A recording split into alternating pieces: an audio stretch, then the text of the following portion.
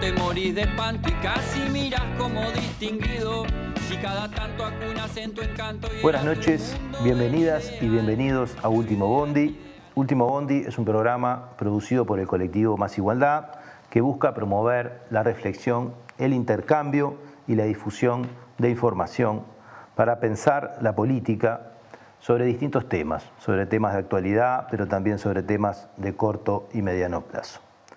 El tema que vamos a abordar hoy tiene mucha historia y se inscribe en este ciclo de programas sobre la política en contextos de la Ley de Urgente Consideración y lo vamos a titular El acceso a la tierra en contexto de la LUC. Como siempre, tenemos invitadas e invitados que nos ayudan a comprender estos temas y en el caso de este programa resolvimos participar a dos actores sociales que los entrevistamos previamente del interior profundo con una perspectiva bien situada sobre el asunto y complementados con una invitada y un invitado que nos acompañan en estudio que los vamos a pasar a presentar y sobre los que estuvimos interrogando sobre dos preguntas esencialmente, que es, bueno, ¿qué significa el Instituto Nacional de Colonización para ellos? ¿Y qué pasaría, ¿no?, en la hipótesis de que no existiera una política de tierras o una política como la del Instituto de Colonización? Nos acompañan hoy Karina Blanc Chavela, colona, productora del departamento de Paysandú, Nelson Sena, productor y gremialista rural del departamento de Flores, y acá en estudio nos acompaña Jacqueline Gómez, que es ingeniera agrónoma, expresidenta del Instituto Nacional de Colonización, que también fue asesora en desarrollo rural en el Ministerio de Ganadería, Agricultura y Pesca y que hace años que es docente universitaria.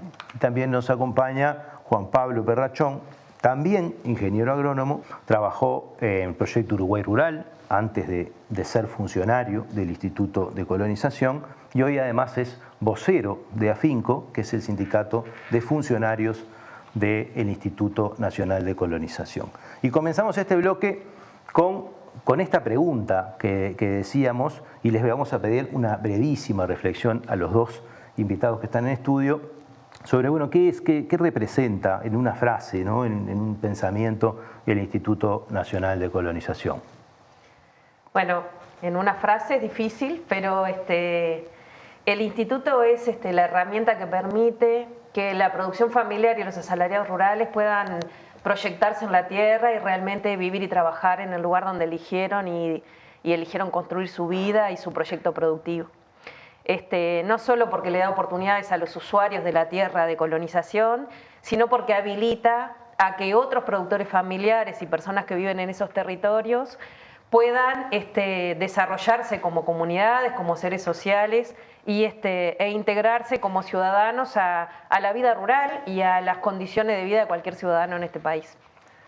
Juan Pablo. Sí, yo creo que la importancia del instituto tiene justamente todas esas dimensiones, ¿no? La productiva, la económica, la social, incluso la cultural, es decir, la preservación de la cultura rural depende de que la gente que tiene vocación de vivir en el medio rural y a su vez sabe producir y quiere vivir de eso, pueda hacerlo y pueda después generar cosas como, yo qué sé, mañanita no te apures que el silencio está quietito. Esas cosas solo se te pueden ocurrir si estás ahí mirando el rocío durmiendo arriba de los pastos. Entonces, hasta eso, la identidad del Uruguay depende de que tengamos gente viviendo en el campo, dependiendo de la producción. Capaz que para complementar eso, que es la otra cara, ¿no?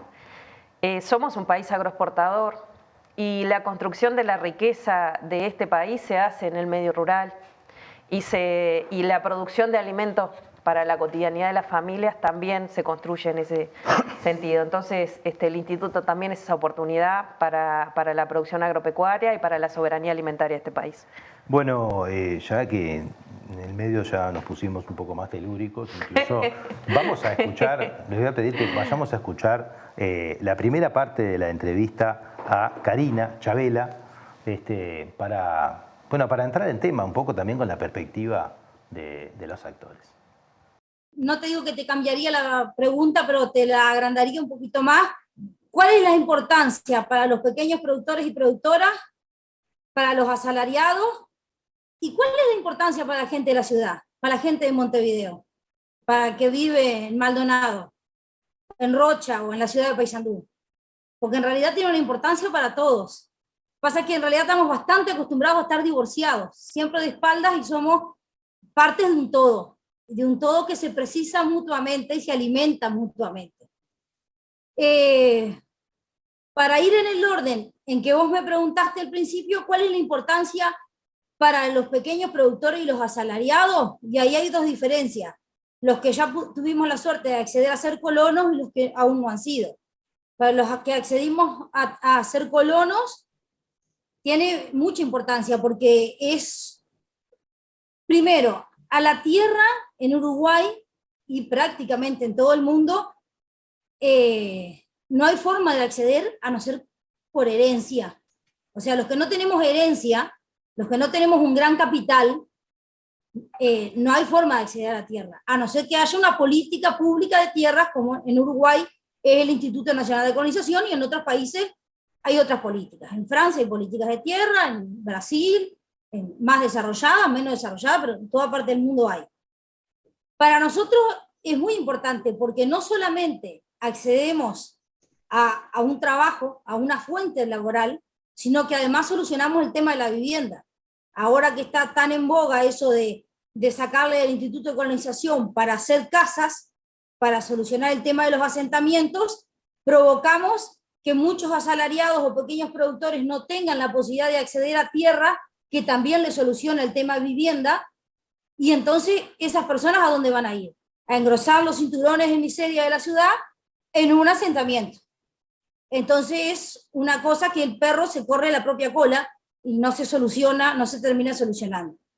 Es súper importante porque, a ver, los que somos colonos tenemos un saber hacer, diferente a los demás. Vos tenés un saber hacer que yo no tengo y las demás personas también. Pero tenemos un saber hacer bastante original, no es mejor que ninguno, pero que no se aprende en la universidad. Yo sé despezuñar ovejas, por ejemplo, y siempre lo pongo como ejemplo. Y sé juntar una majada de ovejas. Y no es salir a caballo y juntarla. Hay que saber juntarla, si no, no lográs que las ovejas vayan para donde vos querés. Yo fui asalariada, fui 18 años cocinera de estancia. Ahora soy colona. Entonces, en lugares donde los puestos de trabajo son pocos, es bueno lograr más soluciones laborales.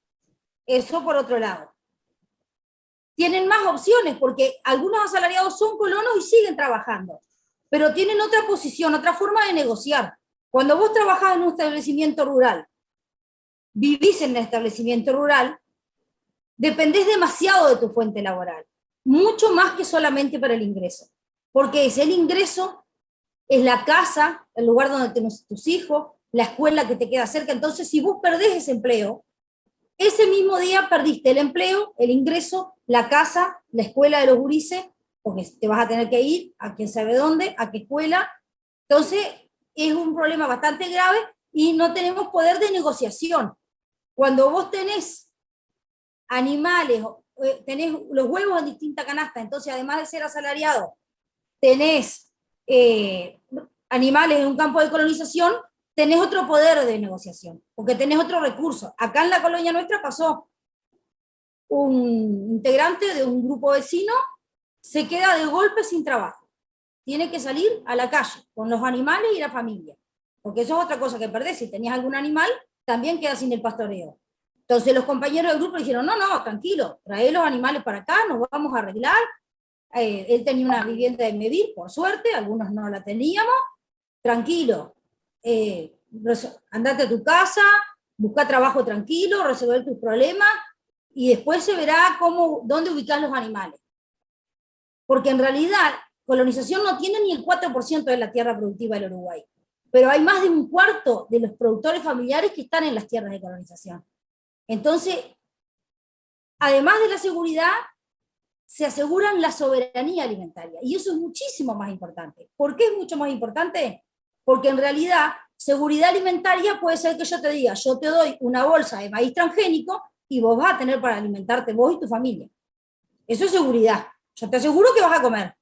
Ahora, cuando vos decís, no, pero yo lo que quiero es soberanía alimentaria, vos querés ser soberano en decidir con qué te vas a alimentar. Vos querés decidir qué le vas a dar a tus hijos. No, yo quiero que coman balanceados, que coman frutas, que coman verduras, que coman lechuga, que coman huevos frescos. Y eso, quien más te lo asegura es la producción familiar. Primero porque tiene más diversidad. Está en todos lados, pero además, como producen en pequeña escala, siempre van a volcar su producción al mercado interno. Un agronegocio muy importante, que seguramente además tendrá un monocultivo, si se dedica a las manzanas, y casualmente en Francia viene una peste de manzanas y importan todo lo que sea manzana, el agronegocio tiene la logística para exportar esa manzana. Tiene los camiones, tiene las oficinas, los permisos de aduana y tiene el volumen.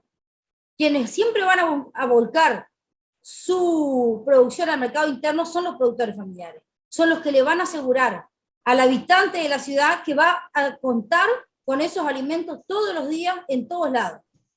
Entonces, en realidad, aunque fuésemos egoístas, igual tenemos que tender a defender una política de tierra, porque es la única que nos asegura eso.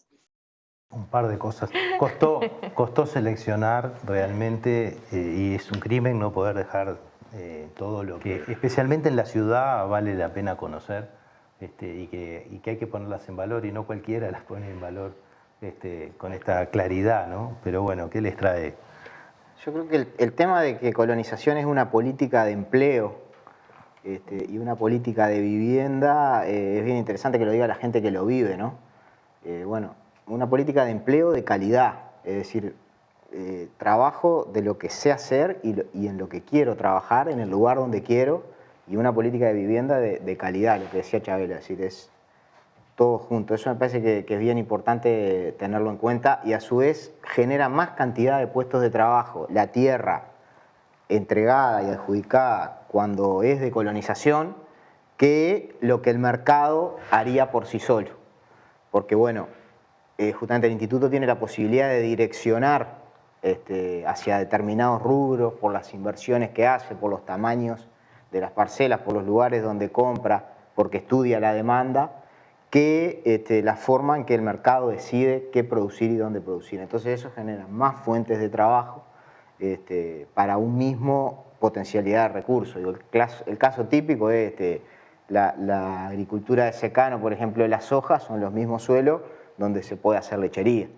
Pero para hacer lechería se necesita gente viviendo todos los días, se necesita infraestructura de escuelas, viviendas, caminos, luz eléctrica. Y una inversión importante. Exactamente. Y además es un negocio de largo plazo, porque necesita la inversión. Mientras que la soja la planto un año sí vale, y si no, me voy y hago otra cosa. Entonces en eso el tema de la cantidad de empleo que genera, la estabilidad en el empleo y la política de vivienda que plantea Chabela creo que es clave, soluciona varias cosas a nivel social. A mí me parece que Chabela siempre, o sea, que hace una mirada territorial, ¿no? Que trasciende al Instituto de Colonización, porque en realidad me parece que nosotros cuando miramos el medio rural y cuando hemos trabajado en el medio rural, todo lo que planteaba Juan Pablo del acceso de la vivienda, la electrificación rural, las políticas públicas, la caminería, los servicios, la salud, son cosas que llegan al territorio y en la medida que el Instituto de Colonización llega con su infraestructura, con la infraestructura necesaria para producir, con las familias, con las inversiones, también llega a ese territorio las otras políticas públicas que se llevan adelante a nivel nacional, porque se promueve desde la institucionalidad esa llegada. Y eso, esa mirada territorial que trasciende, digamos, ella dice, bueno, siendo egoístas, no solo para los que accedieron a la tierra, sino para los otros que están en el entorno, también el impacto de colonización es fundamental para mejorar su propia calidad de vida y las condiciones de redes sociales que construís en un territorio. Hay un efecto, ¿no?, de desarrollo local. Hay un efecto de desarrollo local. Hay ejemplos muy claros, yo que sé, de repente la lechería, que es uno de los rubros importantes, digamos, para nuestro país, en la medida que el Instituto de Colonización llega con una colonia, bueno, ha pasado en Florida, en San José, en varios lugares, llega con una colonia, compra un campo, la divide en 16 fracciones capaz, y se instalan familias, se invierte, se hacen campos colectivos, se desarrolla. eso genera cambios en todo sentido, ¿no? Desde la llegada de los créditos del Banco República de apoyo a los lecheros, hasta la llegada de la electrificación en condiciones, la caminería y la escuela rural que planteaba Chabela, llena de chiquilines, ¿no? Y que eso da esa perspectiva que la gente pueda vivir en el largo plazo, la decolonización y la que no es decolonización, que pueda proyectarse en el largo plazo. El otro tema clave que planteaba es el tema del acceso, ¿no? Digo, ella lo plantea muy terminante, pero es así, es determinante, ¿no? Es decir, la posibilidad de que alguien que no hereda tierra o que no hereda dinero de otros lugares pueda instalar un emprendimiento productivo agropecuario son muy bajas hoy en día con el precio que tiene la tierra y con la competencia que hay por el recurso tierra. Entonces eso ya de pique cercena los proyectos de vida de mucha gente que pudiendo ser productores rurales tienen que decidir, bueno, si quieren vivir en el campo, ser trabajadores asalariados y cobrar un salario, muchos lo hacen y pueden sentirse realizados así, pero la opción de producir y trabajar para sí se les hace casi imposible y muchos lo intentan privándose muchas veces de comprar un auto, andando en moto para comprar sus vaquitas, ahorrando en vaca, teniéndola en los caminos, teniéndola donde consigue. Y eso pasa incluso hasta en los propios hijos de los productores, ¿no? De los productores familiares, que en realidad tienen unidades productivas relativamente pequeñas o que capaz que con los cambios que ha tenido el agro en los últimos tiempos se requiere una ampliación de área para poder mantenerte. Y los hijos de esas familias, que a veces son jóvenes de 20 años, ¿no? Que también proyectan vivir y trabajar, resulta que tampoco pueden quedarse a vivir y trabajar ahí porque en realidad no le da la unidad económica para poder mantener la familia de los padres y a ellos.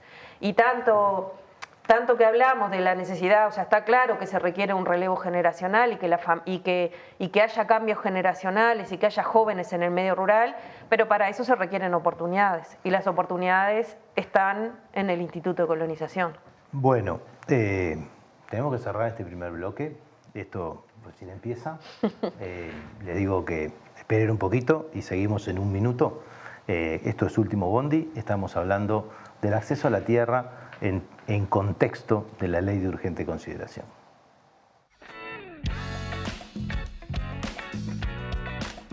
Vuelta, ahí, tan. Es un honor formar parte de Caras y Caretas TV, donde hay lugar para todo tipo de contenido y también para el humor. ¡Sumate! ¿El periodismo es libre o es una farsa? Así lo decía Rodolfo Walsh. Apoyá el periodismo libre, apoyá Caras y Caretas. Necesitamos una comunicación en sintonía con tu sensibilidad, una comunicación alternativa a la que ofrecen los medios dominantes. Otras miradas, otras voces, otras personas, otras ideas. Todos tienen derecho a tener su voz. Para sostener una comunicación alternativa necesitamos que nos apoyes. Hacete socio de la comunidad de Caras y Caretas en carasycaretas.com.uy/socio. Haciéndote socio, estás ayudándonos a comunicar, estás ayudándonos a romper el blindaje.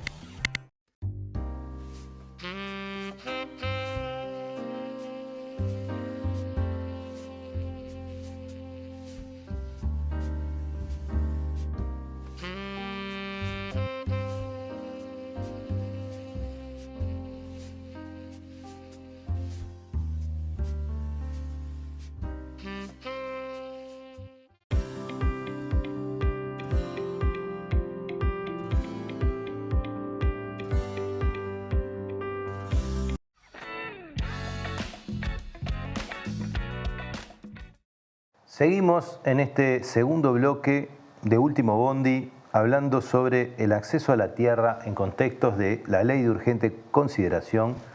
En el primer bloque estuvimos abordando en forma muy global y muy completa, o por lo menos con muchísimas dimensiones, en función de los aportes que nos hacía Chabela y ustedes, y se colaron ya un montón de temas que venían para el segundo y que tenían que ver un poco con la dimensión productiva del Instituto de Colonización, que es algo que ha estado muy en entredicho, que se ha puesto muy en entredicho por quienes lo critican o quienes no le han prestado la suficiente atención. Y yo les propuse y propongo empezar este segundo bloque escuchando a Nelson, que es la segunda entrevista que teníamos, porque creo que arranca un poco por ahí, que me parece que podemos comentar después sobre los aportes que él hacía. Así que vamos a escuchar y a ver a Nelson y sus aportes. Yo, como productor, no soy colono, pero sí en la sociedad de fomento donde yo soy dirigente y soy socio y productor de ella, nuestra sociedad sí es colono. Y capaz que el enfoque mío, si a ustedes les parece correcto, les parece bien, viene del punto de vista de los aspectos productivos de las sociedades, de colonos y de productores. Es decir, cuando las sociedades de fomento o grupos de productores se transforman en colonos. La institución a la cual yo pertenezco y la coordinadora de instituciones a las que nosotros pertenecemos, las coordinadoras de campos de recría y todo eso, tiene que ver con una modalidad que es motivo de orgullo para los colonos que son integrantes de sociedades de fomento que a su vez llevan adelante esta modalidad. ¿Por qué enfocarlo de esa manera? Bueno, el Instituto de Colonización también en esto fue determinante. Sobre fines de la década del 70, aparecieron en el Uruguay los primeros campos de recría o campos de pastoreo de las sociedades de fomento en predios del Instituto de Colonización. Mucho más adelante, y trabajando sobre cuestiones que tenían que ver con la escasez de la tierra para los productores, para el desarrollo, para darle la dimensión y el volumen productivo que se necesitaba con los avances tecnológicos y el desarrollo de la lechería en el Uruguay, fue necesario mejorar los campos de recría. En su momento se diagnosticaron aproximadamente 14 campos de recría, o campos de mejoramiento, o campos de pastoreo, que fueron imprescindibles y han sido necesarios para el desarrollo de la lechería y algunos aspectos también de la ganadería. Más al norte, nosotros estamos en la zona centro-sur, más al norte, esa asociación de productores más recientes, que son más bien del siglo XXI, esas asociaciones de productores en zonas de basalto liviano, ¿tá?, han generado otra modalidad de campos de recría o campos de pastoreo. Pero en el subsector donde yo de alguna manera estoy, el desarrollo de la lechería para el pequeño y mediano productor, ese productor que tiene entre 50, 70, 100 hectáreas, con índices CONIAC que andan por encima de los 150 en términos generales en esta zona, resultó imprescindible. ¿Por qué? Porque la modalidad le permitía, mientras ese productor ordeñaba, hacía esa lactancia, las terneras de la aparición anterior, de ese tercio anterior, podían ir a campo de recría y mejorar. Allí hay todo un trabajo de lo que tiene que ver con la tecnificación y la intensificación de las estadías de esas terneras para el mejoramiento de primero de la calidad del producto, y segundo, mejorar los tiempos, porque están las sociedades de fomento atrás de eso. ¿Y por qué? Porque detrás de eso está el Instituto Nacional de Colonización. En esa cadena de pensamientos que tiene que ver con la capacidad del hombre de campo, de los técnicos, tiene que ver también el por qué es necesario e imprescindible el hecho de que haya tierras disponibles donde los productores la necesitan y donde el acceso a la tierra, que es un tema que se discute en el Uruguay desde hace, no sé, por lo menos 90 años. Por lo menos así, acá en la zona donde nosotros estamos, algunos viejos productores del principio del 30 y algo, antes de la creación del instituto en el 48, ya andaban con problemas de tierra. Y ya andaban discutiendo el por qué nos merecemos tener para mejorar nuestras vidas, tener algunos pedazos más de tierra. Bueno, Clarito. sí, creo que, bueno, para los que no somos agrónomos, algunas cosas, y ustedes una tentación de que se vayan a meter justo en discusiones súper técnicas, pero me parece muy interesante, ya que queríamos hablar de lo productivo y de la dimensión productiva, de cómo estructura el mundo productivo, sí, ¿no? Y cómo es una condición de posibilidad. Y en especial un poco esto que les decía hoy, porque se ha puesto y está, por lo menos desde la perspectiva gubernamental, en entredicho esta viabilidad y se lo homologa muchas veces a las políticas asistenciales. Y bueno, y de hecho incluso el recorte presupuestal del instituto fue destinado a, ¿no? Está planteado como destinado a políticas asistenciales, cuando vivimos un poco en esta idea de la necesidad de generar trabajo genuino, empleo, producción, ¿verdad? Entonces, bueno, me pareció que era muy interesante esta perspectiva y poco conocida también, especialmente en la ciudad.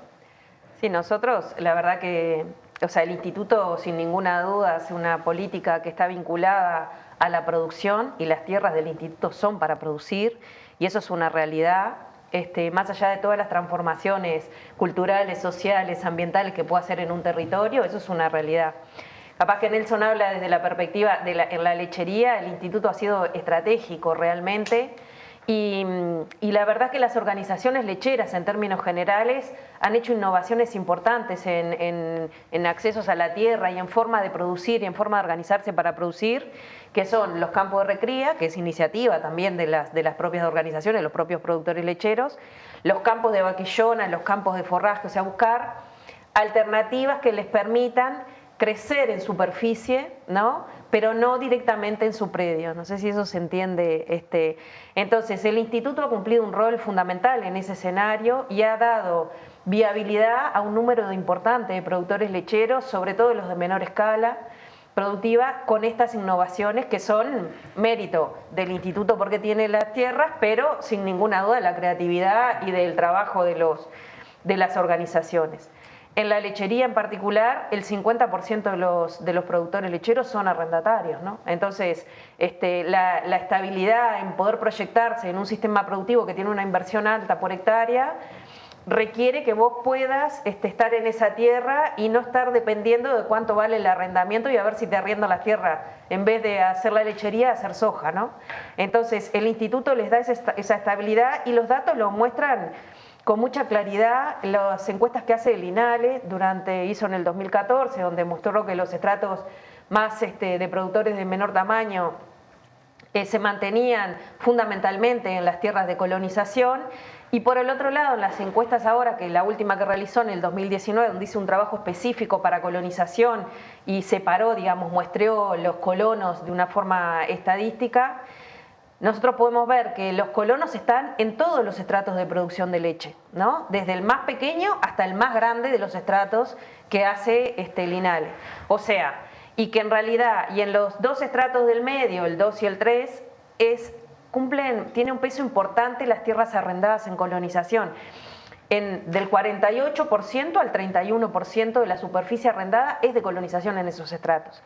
Y esos son familias que viven y trabajan en el medio rural, son familias que generan todo ese movimiento económico que hablábamos hoy y que explicaba Chabela también, y son los motores también de esa economía local que permite la generación de otros puestos de trabajo, el trabajo propio en el predio, ¿no? Pero la generación de puestos de trabajo, el desarrollo de la cuenca lechera, la llegada de la línea de leche, la llegada de los camiones, la llegada de los asalariados para el trabajo, las tareas de campo.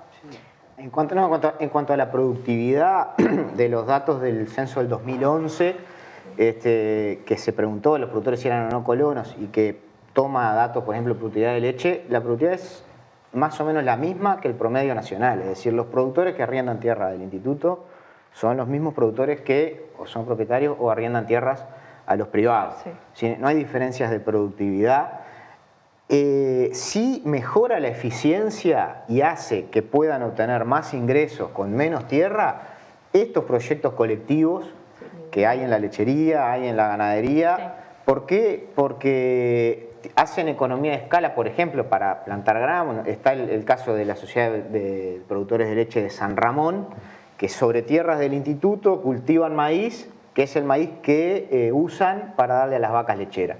Ellos están prácticamente independizados del precio del grano achicado. Entonces hoy que estamos viviendo un alza de los precios de los granos y que eso generaría una suba de costos para los productores, ellos no lo sienten, ellos tienen soberanía en su producción de grano. Se le va a trasladar la suba de los fertilizantes, del combustible. Los combustibles. Pero no la especulación que hay sobre el grano, ¿verdad? O la demanda, porque ellos lo producen en tierras propias y con una renta que tampoco depende de la especulación sobre la tierra. Que esa es otra de las cuestiones que le da viabilidad y que hace que, si bien los tambos desaparecen y los tambos chicos desaparecen en el país, adentro de las tierras del instituto no desaparecen. El problema es que cuando la soja sube, la renta sube y deja sin posibilidad de pagar esa renta a los productores lecheros. Mientras que en el instituto la renta se cobra por el valor del litro de leche para las tierras que están destinadas a lechería. Entonces eso hace que no queden fuera del negocio, ¿verdad? Como sí pasa con las tierras privadas que arriendan o en el caso de los propietarios, incluso pasan en las familias, ¿no? Que le arriendan a algún hermano, pero le piden la misma plata que podría pagar el tipo que le ofrece para plantar soja, ¿no? Entonces eso desplaza y eso genera lo que decíamos hoy, que haya rubros que son más generadores de mano de obra a nivel primario, más generadores de mano de obra a nivel de la cadena agroindustrial, ¿no? Porque la agricultura de secano se exporta en su gran mayoría sin procesar. Mientras que la lechería se exporta en su gran mayoría procesada, ¿verdad? Entonces tenemos en las ciudades también más generación de fuentes de trabajo.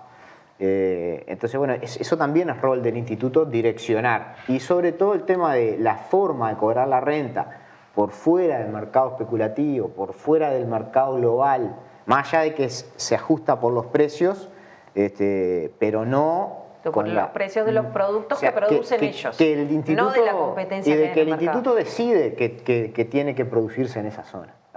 Entonces tierras que podrían ser para plantar soja, hoy son para producción de leche o para producción de carne.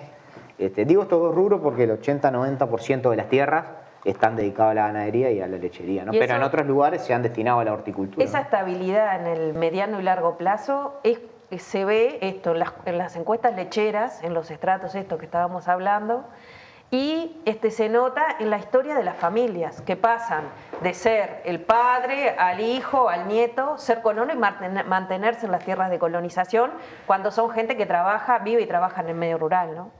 En la ganadería, capaz que para no dejar que es un rubro tan importante para el país y que el 65% de los productores familiares son ganaderos, también los datos son contundentes, ¿no? El Instituto Plan Agropecuario lleva adelante una herramienta que es las carpetas verdes y tienen promedios de los criadores del norte, los colonos por un lado y los criadores en su totalidad, ¿no? Y para los ejercicios que ha evaluado el 18 y el 19, el Producto Bruto por hectárea es igual para esos, tanto para los colonos, para la globalidad de los productores, ¿no? Incluso el ingreso de capital, o sea, la plata que les queda después que pagaron todo, es mayor en los colonos, por esto que también hablaba Juan Pablo, de la posibilidad de incorporar su trabajo, de desarrollar de otras formas la producción. El ingreso de capital por hectárea es mayor en los colonos que en el resto de los productores ganaderos y los datos están y son datos técnicos de instituciones públicas que hacen un trabajo con una metodología totalmente definida, ¿no? Tenemos que cerrar el segundo bloque. Realmente es muy impresionante. Es muy impresionante la diferencia, la oportunidad de comprender, ¿no? Y la necesidad de explicar, ¿no? Con información distinta a la simpleza con la que se ha presentado este tema de trasladar asistencia del campo a asistencia a la ciudad, desarmar el Instituto de Colonización para financiar viviendas de emergencia, que además cuando uno hace la cuenta, los que nos dedicamos a cuestiones sociales, No alcanza. No da para el 1%. O sea que en realidad lo único que... No va a cambiar la aguja. Lo único que muestra esto es una visión muy pobre, ¿no? Y muy miope sobre el papel del instituto o la representación de otros intereses. Sí, sesgada hacia el instituto. Sí, efectivamente quieren otra cosa, ¿no? Quieren otro modelo y no les interesa conservar esto. Pero ¿Quiénes bueno, son los usuarios de la tierra, no? ¿quiénes son los dueños de la tierra y quiénes tienen el derecho? ¿Y quién serían? Porque Esa es la esa pregunta que nos discusión hacemos siempre al final del programa, pero va a quedar para el próximo bloque, ¿quiénes serán los beneficiarios de las transformaciones que se están planteando? Pero eso lo vamos a ver en el tercer bloque de Último Bondi. Ya volvemos.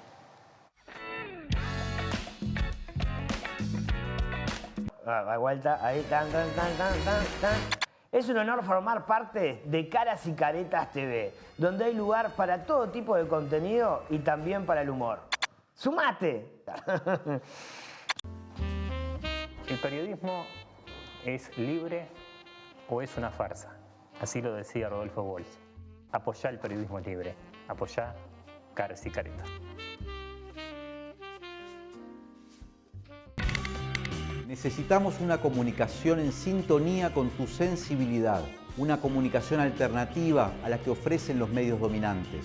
Otras miradas, otras voces, otras personas, otras ideas. Todos tienen derecho a tener su voz. Para sostener una comunicación alternativa necesitamos que nos apoyes. Hacete socio de la comunidad de Caras y Caretas en carasycaretas.com.uy/socios. Haciéndote socio, estás ayudándonos a comunicar, estás ayudándonos a romper el blindaje.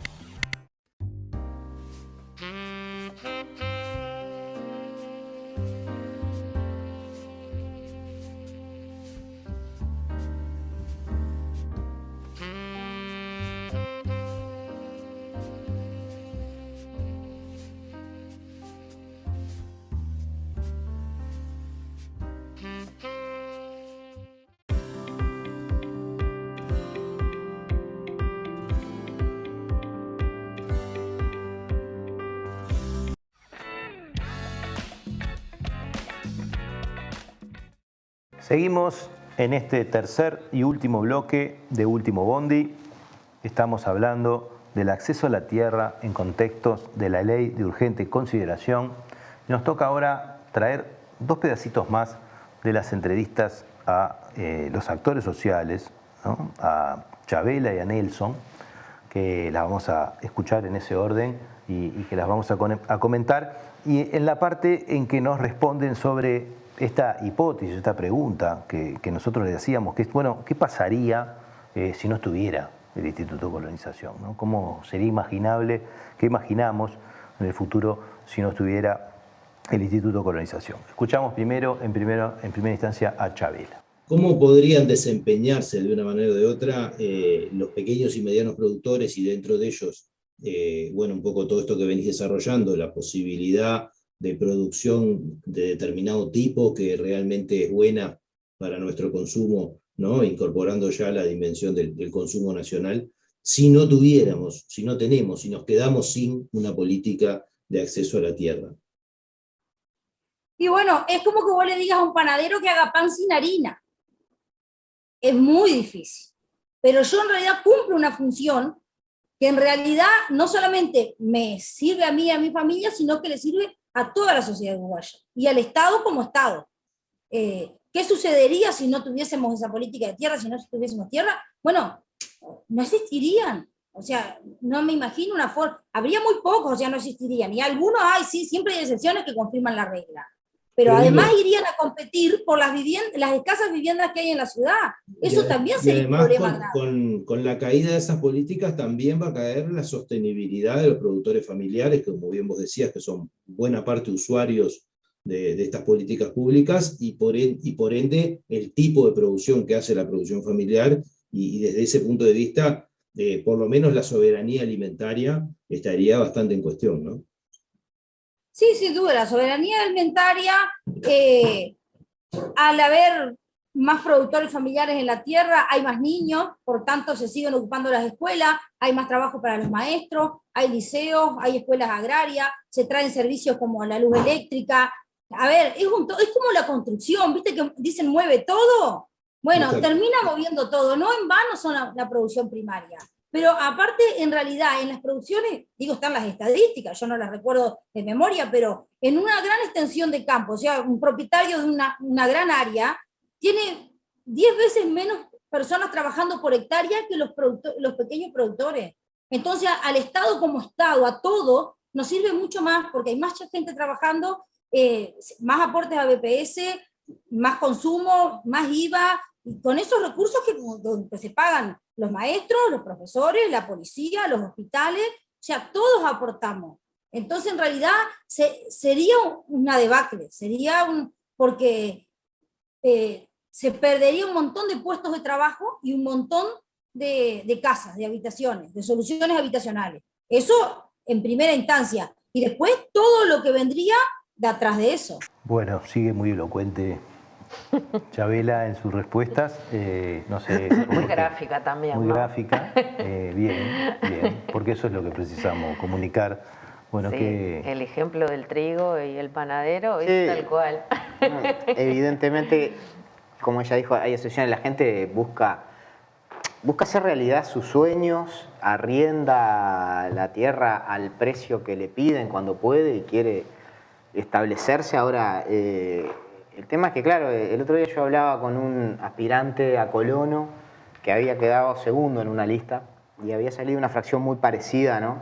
Y bueno, la idea era usar el mismo llamado porque lo llamé para ver si todavía tenía intenciones. Y él era un tambero, trabajador de la lechería, que había logrado comprarse 10 vacas, seguro, un trabajador asalariado que trabajaba en un tambo, pero se había comprado 10 vacas. ¿tá? Entonces había logrado alquilar 8 hectáreas con vivienda, le cobraban $500 la hectárea.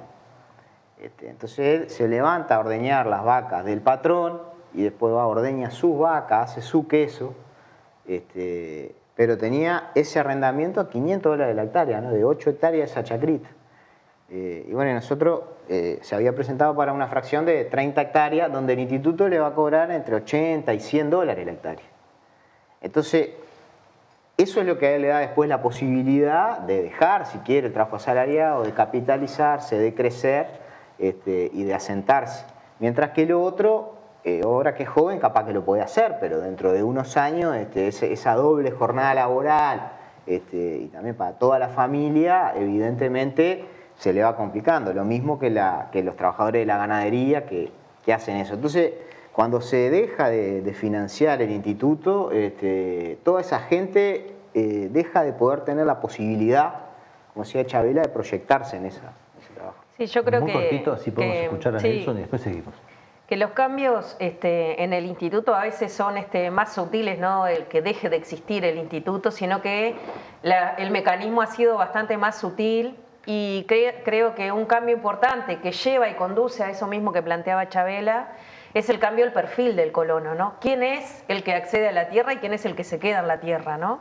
Si sos un trabajador rural, como el ejemplo que ponía, un asalariado rural, que el ejemplo que ponía Juan Pablo, o si es en realidad alguien con capital que al otro día va a poder poblar ese campo y va a poder después incluso no vivir ni trabajar. Y ese es un cambio que se establece hoy en la Ley de Urgente Consideración y es un mecanismo que también lleva a esta desaparición del instituto como política pública para estos sectores, ¿no? Antes que sigas, porque si no nos vamos a dejar para atrás, vamos a escuchar a Nelson en esta misma pregunta, porque creo que hace un aporte que está bueno para visualizar algunas de estas cosas que se empiezan a colar, porque bueno, es imposible contenerlas, ¿no? Así que vamos a escuchar a Nelson. La pregunta en el fondo es posible que el sector social, como quien dice, que está involucrado en este tipo de producción, se pueda arreglar por sí solo comprando la tierra que precisa en el mercado? Eso es imposible. A ver, lo que yo trataba de explicar es, los actores políticos y sociales en el otro siglo trataron de hacer cosas para que muchos productores accedieran a la tierra. Después evolucionó eso y en el 48 se funda, se crea el instituto. Al precio de mercado, hoy por hoy, según las tierras y el índice y los lugares y bueno, todas las mejoras, un joven productor con experiencia, de eso que nosotros siempre requerimos en Uruguay, joven con experiencia, productor que tenga vacas y que precise 80, 100 hectáreas a un promedio de 5 a 6 mil dólares la hectárea, precisaría para 100 hectáreas, la cuenta es fácil, vas a armar el tambo, las pasturas, alambrados, la casa, las aguadas, qué sé yo, y estamos hablando de $1 millón, y si capaz me quedo corto. Para producir lo imprescindible de este país, es decir, siempre hablo del área lechera, en este caso porque es lo que más conozco, pero en el área ganadera también lo sé y tiene que ver también con eso. O sea que la desaparición de una política sostenida y firme sobre este asunto es un mal presagio para un sector social más o menos importante del país, ¿no? Por lo menos a futuro. Yo te diría un poco más que eso. Ideológicamente se acerca al desprecio por el trabajador rural, por el pobre, el trabajador productor pobre que quiere acceder para vivir de su conocimiento y de su energía. Es un desprecio ideológico sacarle esa herramienta a un aspirante a colono, a un productor. Que desaparezca el instituto con las medidas que tuvo, que tomó y la forma en la cual actuó durante tanto tiempo, tantos años, en distintas épocas. Las medidas actuales de no utilizar las herramientas económicas a disposición, fuera de los recortes que se le hizo al mismo instituto, fuera de los recortes. El instituto, aún así, tiene disponibilidad de rubros y no los ejecuta, y no los ha ejecutado. Hay excepcionalidades, ¿tá? Pero son muy pequeñas y no hay, prácticamente 2 años y pico después del inicio de este nuevo directorio del instituto, no hay, claro, herramientas que digan de compra y distribución de tierras para productores o, en este caso, ampliación para campos de recría o campos de engorde. Entonces, de alguna manera, el no generar posibilidades a nuevos colonos, a nuevos jóvenes colonos que tanto estudiaron, se formaron, trabajaron y se capacitaron, es como despreciar uno de los valores más importantes que tiene este país. Para nosotros eso es muy duro cuando vienen y nos preguntan, nos consultan sobre qué posibilidades hay, qué llamado va a haber, hacia dónde pueden apuntar. Hoy por hoy hay un conjunto de jóvenes trabajadores y estudiantes, muchos de ellos pasaron por la UTU, se formaron, algunos estuvieron a nivel de la facultad y se formaron, de las facultades referidas al tema, ¿no? Veterinaria, agronomía, y alguna gente que pasó por la UTEC, por las escuelas de lechería de la UTEC también, todo eso que se formó, se preparó para producir más y mejor. Pero ahora da la sensación de que todo eso no va a ser posible. El acceso a la tierra de los jóvenes productores que se prepararon, que adquirieron experiencia trabajando en otros campos, en otros tambos, va a ser muy difícil. No hay a corto plazo políticas efectivas que mejoren esas posibilidades, que le den la posibilidad de asentarse a trabajar en el lugar donde ellos eligieron y se prepararon para eso. Tan duro como claro, ¿no? Como real. Bueno, un poco eso es Es una realidad lo que plantea, me parece. Sí, creo que está bien bueno para analizar la decisión que tenemos que tomar ahora el 27 de marzo sobre los artículos de la Ley de Urgente Consideración que atañen al Instituto en el marco de las políticas que se vienen implementando, que es a lo que aludía, me parece, Néstor, sobre el desfinanciamiento del Instituto y con financiamiento, porque durante el 2021 estaba vigente el presupuesto donde el Instituto tenía disponibilidad para la compra de tierras y se compraron 44 hectáreas de un negocio que ya venía de antes. Es decir, de un promedio de 8 o 9 mil hectáreas por año que se venían comprando, 12.000 en los últimos años. Se pasó en el 2021 prácticamente comprar 0. Eso lo que hace es eliminar la posibilidad de 70, 80 colonos por año que podían ingresar a cumplir su sueño de instalarse en el campo, que ya no lo pueden hacer más. Este año que pasó no lo pueden hacer más. Y bueno, la rendición de cuentas se vota eliminando, digamos, un financiamiento que era destinado. Viene ahora una posibilidad de financiamiento desde el Ministerio de Economía de hasta un monto, pero no un monto fijo. Ahora, entonces nosotros tenemos que ver qué es lo que pasó cuando la plata estaba, que era para el Instituto, plata que no es que se usó ni para el coronavirus, ni para vivienda, ni nada, sino que ahora la destinan a subsidiar intereses de créditos que nadie pidió. Sigue estando ahí la plata porque las leyes la destinaban al Instituto. Y ahí es donde pasa lo que dice él. Entonces, en ese marco es que tenemos que analizar los dos artículos que, por un lado, le dan la potestad al directorio de eximir de la obligación de residencia y trabajo de las tierras a los arrendatarios del INC.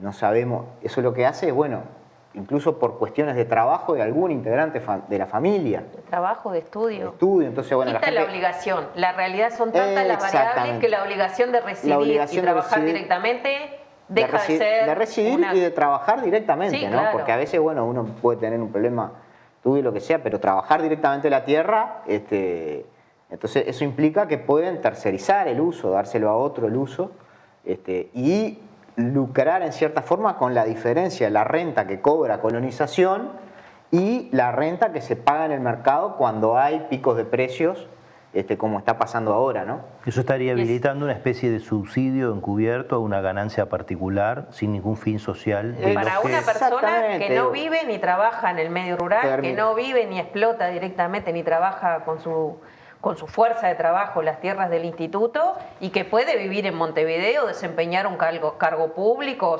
tener una empresa de camiones, acumular hectáreas en otro lugar, ¿no? Porque ya eso que era una obligación de trabajar directamente la tierra fundamentalmente y vivir, ¿no? Porque también, o sea, hay que reconocer que el directorio tenía esa potestad frente a casos concretos, ¿no? Si alguien se tiene que hacer un diálisis, se autorizaba, no podía, o sea, era una cosa que se hacía sí. Porque es un trabajo caso a caso. Ahora, en este escenario, la ley de urgente consideración quita esa obligación de la residencia y la explotación directa, dejando personas que en realidad no corresponde que tengan esas diferencias de renta que planteaba Juan Pablo recién, porque en realidad no son personas que requieran una política pública como hoy decía Chabela y describía Chabela cuál era el perfil de las personas, ¿no? Entonces, ¿y eso qué hace? Visto desde otra perspectiva, le quita las oportunidades a las más de 1.200 familias que se presentan anualmente al Instituto de Colonización, ¿no? Entonces, esas familias que tienen como uno de sus valores, al revés, es una de las cosas por las cuales se seleccionaba, era la decisión de vivir y trabajar directamente en la tierra. Era una condición muy valorada dentro del proceso de selección, más allá del capital productivo. Esto deja de ser relevante a esta altura del partido, ¿no? Entonces, lo que pasa es que estos sectores de la población que realmente requieren una política pública quedan afuera, digamos, y capaz que volvemos a esa otra pregunta. Bueno, ¿quiénes van a ser los usuarios de las tierras del instituto y de los beneficios de toda la sociedad uruguaya, ¿no? Porque como una institución pública que es, la financia la sociedad en su conjunto. Yo me hacía un par de preguntas ahí, pero porque me gustaría aclararlas, que es esta idea de, bueno, acá hay un subsidio que se instrumenta a través de una política para que tiene un efecto. ¿no? claro. En el empleo, en la producción, en el desarrollo local, ¿no? Y que de una manera u otra estructura una parte de la sociedad. Ojo con el concepto ese. Yo no estoy de acuerdo con que hay un subsidio porque la renta que cobra el instituto es menor a la que cobra el mercado. Y si la renta que cobra el mercado no está teniendo en cuenta la sostenibilidad ambiental, o si la renta que cobra el mercado está pensada para la gran escala y no para una escala más pequeña, entonces no necesariamente es un subsidio. Claro. Capaz que el subsidio... hay una regulación, pero no necesariamente pero sí, es un subsidio. Es una renta que se calcula en base a una paramétrica. En función de la productividad, sube la productividad promedio de la lechería, sube la renta. Es decir, si la tecnología disponible hace que vos en lugar de producir 4.000 litros de leche puedes producir 5.000, la renta del instituto sube. Sube el margen. Sube el precio de la leche, sube la renta. Lo que no quiere cuando baja, decir... también baja, exactamente. ¿no? Eso tiene una paramétrica. Cuando baja, baja. Lo que no quiere decir... La renta de mercado, no sabemos qué es lo que la determina. Ahora, sí sabemos que las aguas están contaminadas, sí sabemos que hay erosión del suelo, sí sabemos que se sobreexplota el recurso.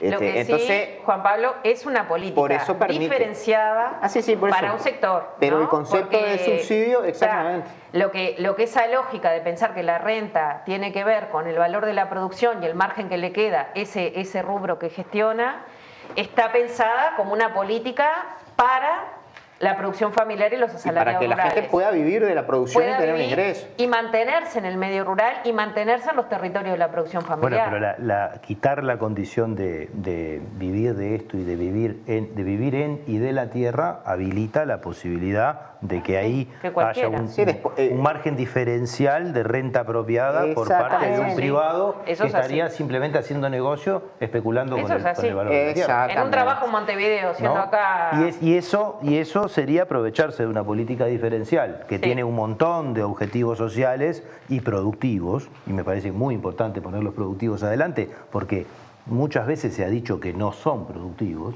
y desde ahí es que donde viene esta idea de desplazar, ¿no?, los fondos del Instituto de Colonización hacia los asentamientos de la capital, por decirlo de alguna manera, de esta idea de que eso no es productivo, y bueno, creo que está bastante problematizado. Y existe esta posibilidad a partir de esta innovación. Claro, eso le da la posibilidad al directorio de no obligar, con determinado requisito, de que no esté más obligado a recibir y trabajar directamente el predio.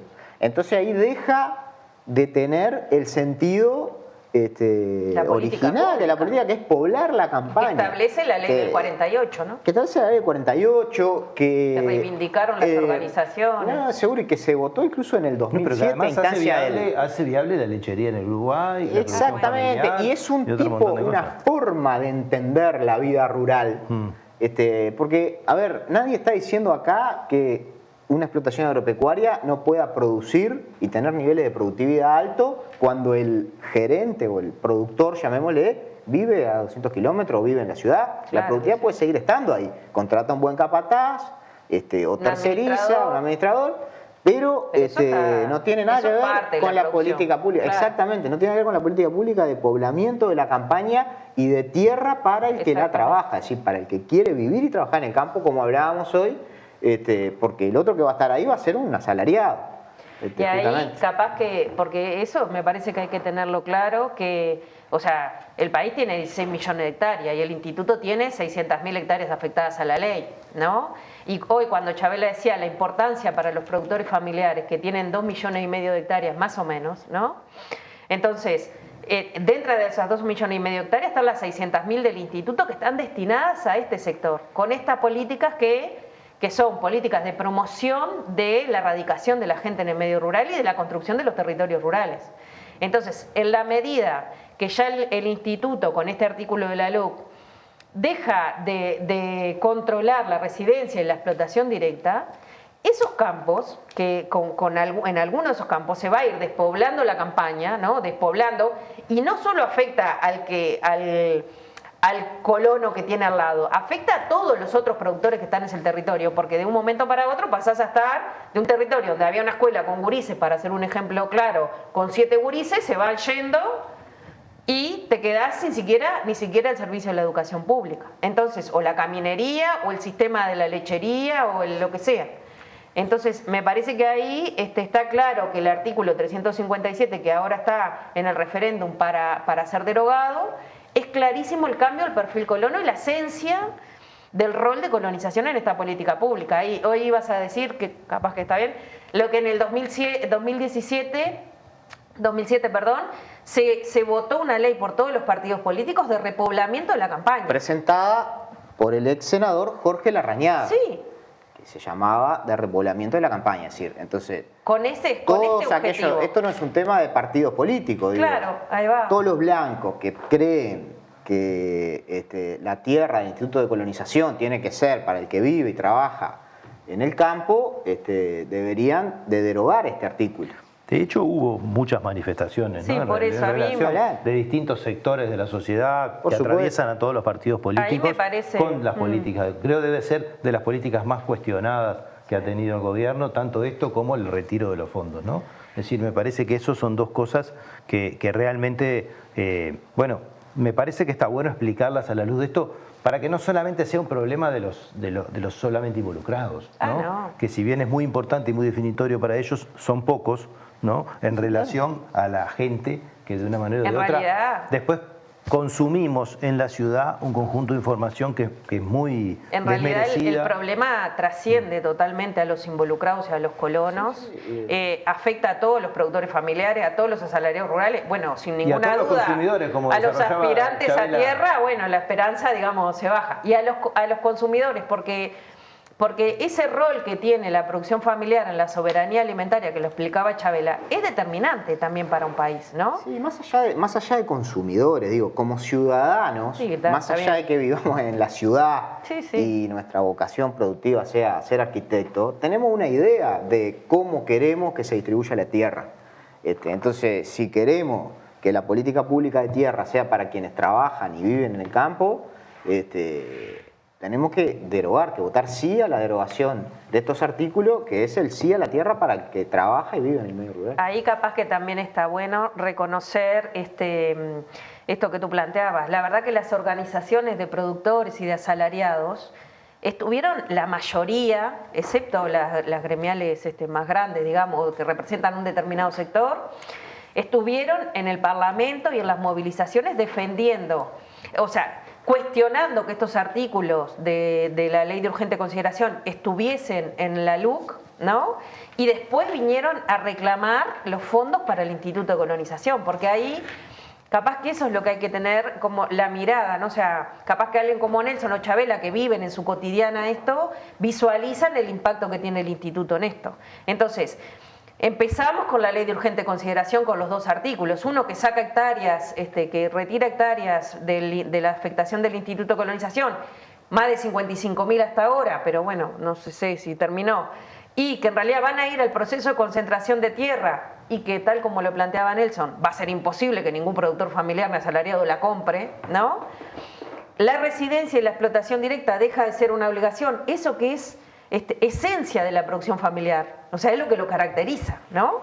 Y por otro lado viene el presupuesto que le quita el 90% de la partida presupuestal y la rendición de cuentas que lo terminan de rematar, porque el instituto tenía dos leyes que le daban recursos genuinos de más de 30 millones de dólares y quedamos con un artículo que ni siquiera se sabe, o sea, un asta, 15 millones, que es la mitad, pero es un asta. Y hay solo 3.7 millones que se saben de dónde salen. Lo que sí sabemos es que durante el 2021 no incluso teniendo el dinero disponible. Por lo tanto, ahí nos muestra un poco los fondos en esa época sean de más de 30 millones, ¿no? Sí. Nos tenemos que ir, nos pasamos de tiempo y no llegamos ni a la tercera parte de las cosas que me parece que empiezan a aparecer y que...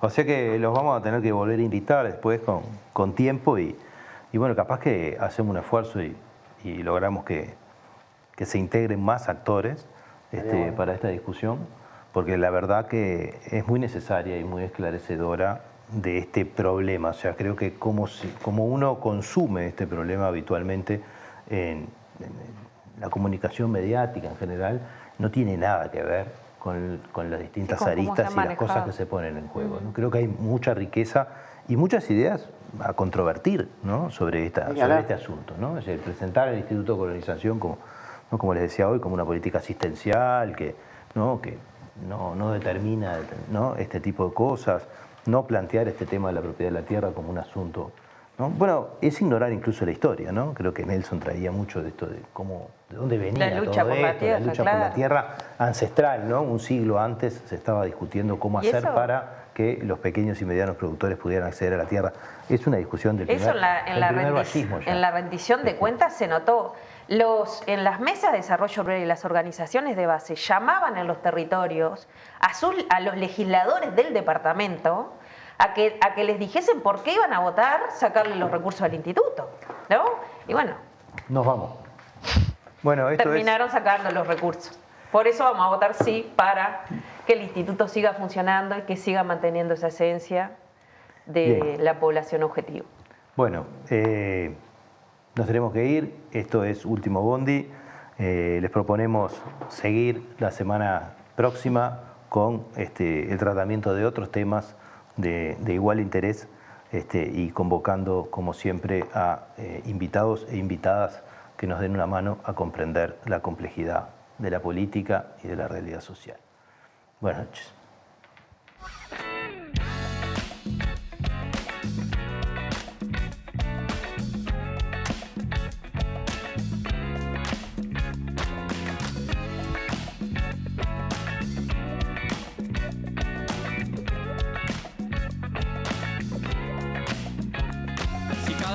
Te morís de espanto y casi miras como distinguido. Si cada tanto acunas en tu encanto y era tu mundo del ideal. Y su ideal, mi ideal, el de aquel se puede mirar desde lo distinto. Si por las noches compartís el tinto con ese que piensa solo.